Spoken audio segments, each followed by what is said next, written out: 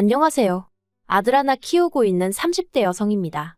오늘 제가 이렇게 펜을 들게 된 건 이렇게 표현하고 싶진 않지만 산후 우울증을 핑계 삼아 제 인생까지 좀먹고 있는 신우 때문이고요. 시댁 식구들은 너나 할 것 없이 제가 신보가 고약하다고 하지만 저는 저부터 살고 봐야겠다는 생각에 그런 욕을 하든 말든 이제 제가 하고 싶은 대로 하는 중인데 정말이지 어디서부터 어떻게 이야기를 해야 하나 싶네요.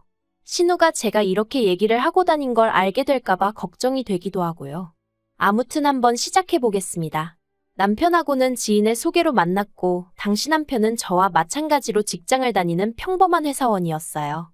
다만 차이가 있다면 저는 9시에 출근해 5시에 퇴근하는 비교적 고정적이고 안정된 스케줄이었는데 남편은 걸핏하면 야근을 하기도 했고 외근이나 출장이 잦은 편이었죠. 그래서 연애하는 동안 일주일에 한두 번 만나 데이트를 한 게 전부였고 그렇다 보니 시댁 식구들이 어떤 사람들인지 그런 걸 파악할 여유 같은 건 없었어요. 어쩌다 만나니 서로만 바라보기도 바빴으니까요. 참고로 저희 둘의 연애만 놓고 이야기하자면 정말 저희를 아는 주변 모든 사람들이 환상의 짝꿍이라고 불렀을 만큼 서로 대화도 잘 통하고 유머 코드도 잘 맞았어요. 오죽하면 저희끼리도 우리 전생의 쌍둥이였던 거 아니냐며 농담을 할 정도였다니까요. 결혼 이후 초반 몇 년 동안은 정말 비록 임신과 출산으로 지치고 힘들 때도 있긴 했지만 남편과의 사이는 어김없이 좋았습니다. 오히려 아이가 태어난 이후로는 서로에 대한 믿음이라던가 고마움이 더 깊어진 것 같기도 했죠. 그런데 이런 저희 결혼 생활에 잡음이 들려오기 시작한 건 생각지도 못한 한 사람, 신우 때문이었어요. 저희 신우는 남편보단 6살이 어렸고 남편과 제가 1살 차이였기에 저보다도 5살이 어려요. 하지만 대화를 나눠보면 내가 지금 어린애랑 대화를 나누는 건가 싶을 정도로 생각이 짧고 철이 없었죠. 그런데 문제는 이런 신우를 저희 남편도 그렇고 시부모님도 그렇고 막내라서 그렇다는 식으로 치부했다는 겁니다. 막내라서 철이 없다. 막내라서 뭘 모른다. 아니 막말로 막내라고 해도 저랑 남편이 결혼할 때 이미 28이었는걸요. 사실 저희 신우가 얼굴이 좀 예쁘장하게 생겼어요. 그리고 그 때문인지 남편 말로는 어려서부터 인기가 좋았다고 하더라고요. 신우도 자기가 이쁘장한 걸 알아서 대학교 갈 때까지도 모델을 하겠네, 스튜디오스를 하겠네, 나름대로 목표가 있었던 모양이에요. 그런데 사람 인생이 자기가 뜻한 대로 무조건 흘러가는 건 아니잖아요. 잘 안 됐거든요. 중학생 때까지도 키가 작은 편이 아니었는데 고등학교 때 딱 멈춰서는 163cm에서 끝난 거죠. 참고로 저는 신우보다 키가 작으니 키 가지고 신우 흠잡고 그러는 거 절대로 아닙니다. 아무튼 현실이 163이면 모델을 하기에도 스튜디오스를 하기에도 좀 부족한가 보더라고요. 결국 한 2년 가까이를 어영부영 까먹고 이제 24 넘어가면서는 갑자기 배우가 되겠다며 연기학원을 보내달라고 했다나 봐요. 그래서 시부모님이 그걸 또 뒷바라지 해주신다고 한 달에 100만 원씩 내주셨고 그렇게 또 한 2년 까먹고 솔직히 남편한테 이 이야기를 듣는데 속 터진다는 게 이런 건가 싶더라니까요. 저희 시댁이 경제적으로 얼마나 여유가 있으면 모를까 그런 것도 아니거든요.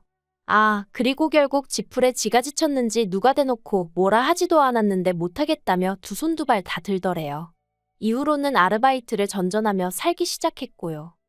그런데 그런 신우가 저희의 두 돌쯤 지나갈 때 쇼킹한 이야기를 꺼내왔습니다. 임신을 했다는 거예요. 저를 포함한 모든 시댁 식구들이 신우에게 남자친구가 있다는 걸 알지 못했는데 뜬금없이 임신이라니. 특히나 어머님은 거의 뒤로 쓰러지실 뻔하셨죠. 이내 아버님이 애 아빠가 누구냐 물으니 신우가 아르바이트하는 식당 사장이랍니다. 신우보단 10살이 많았고요.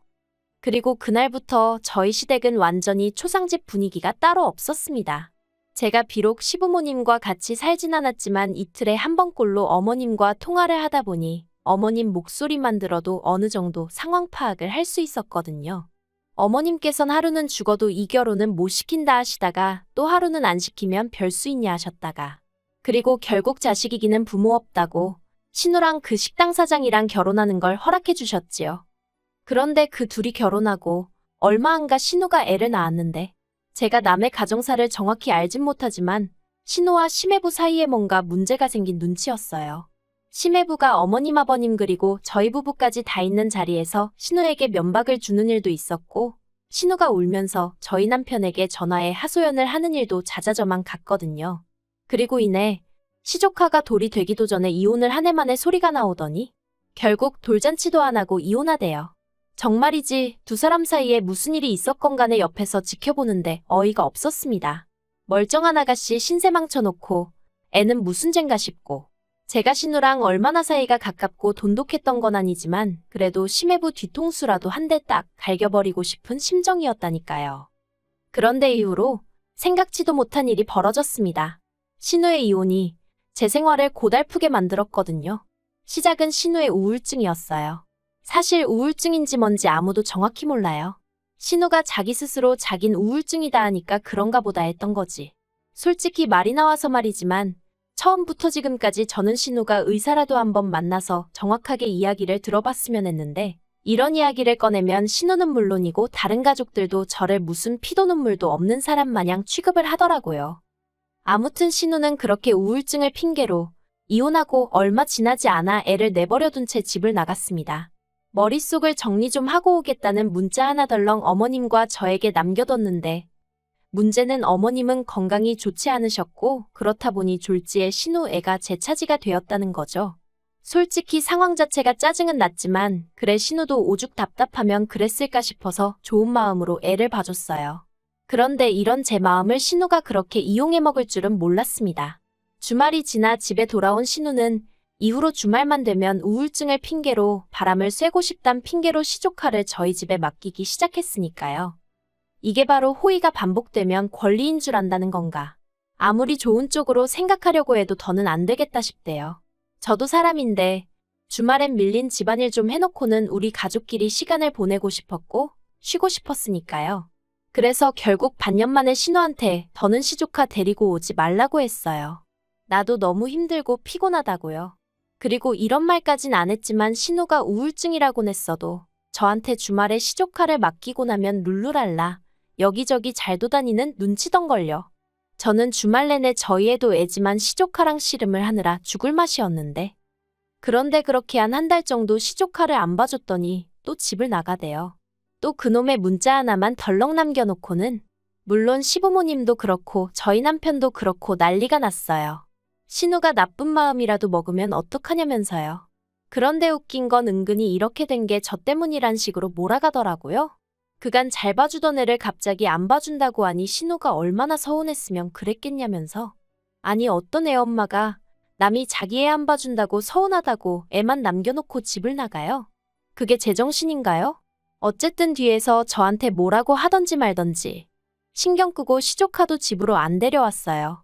이러다간 영원히 이 굴레에서 벗어날 수 없겠구나 싶었거든요. 그리고 그럼 그렇지 3일 만에 신우가 돌아왔습니다. 그리고 지난 3일 동안은 시조카를 저희 시부모님이 맡아주고 계셨는데요. 시부모님이 제가 아닌 남편에게 애가 잠도 안 자고 왜 이렇게 까탈스럽냐면서 하소연을 하시더랍니다. 남편은 그 이야기를 전하면서 제가 조금이라도 시부모님한테 안타까운 마음을 갖길 바라는 눈치였는데 저는 거봐요. 힘드시죠? 이 생각뿐이었어요. 드디어 나를 좀 이해해 주시겠구나 하는 기대도 있었고요. 그런데 신우가 돌아오고 이틀 뒤인가 시부모님이 가족회의를 하자며 자리를 만드시더니 시조카를 앞으로 새 집이나 넣어서 돌아가며 봐주자는 말도 안 되는 얘기를 꺼내셨습니다. 평일 월 화수는 신우가 목금은 시부모님이 그리고 주말은 저희가 봐주라고요. 그래놓곤 어머님 아버님이 저더러 이러면 너도 불만 없지 하시는데 아니 애시당초 신우애는 신우가 키워야지. 황당하기 짝이 없었어요. 그래서 제가 불만이 왜 없냐고 저는 싫다고 했습니다. 어머님 아버님이 신우애를 봐주시건 말건 그건 제 알 바가 아니지만 저는 그렇게 못한다고요.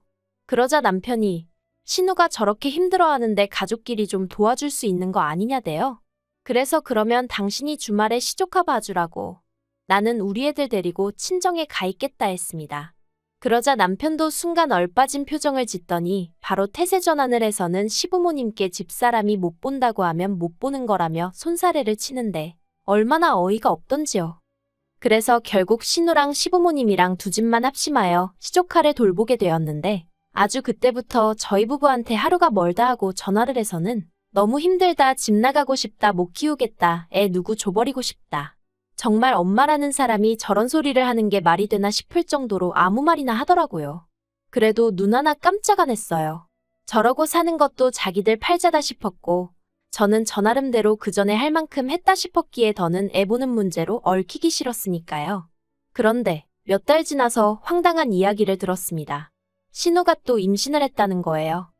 남자친구가 있는지도 몰랐는데 그렇게 애 보는 걸로 힘들다고 난리더니 무슨 애를 또 가졌다는 건지.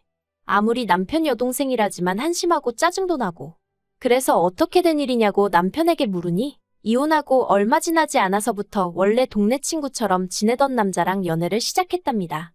그리고 얼마 전부터 몸이 안 좋네 이상하네 그러더니 임신을 해서 그랬던 모양이라나요. 듣는 내내 기도 안 찼어요. 툭하면 임신부터 하는 것도 재주라면 재주인가 싶기도 하고 어이없단 생각밖에 안 들었죠. 게다가 얼마 후 시부모님이 꺼내신 이야기는 더 황당했습니다. 이제 신우도 새 출발을 해야 할 거 아니냐면서 앞으로 신우가 애를 보던 날은 제가 담당을 해야 할 것 같다는 거예요. 사람이 너무 기가 막히면 말이 안 나온다는 게 이런 건가 싶대요.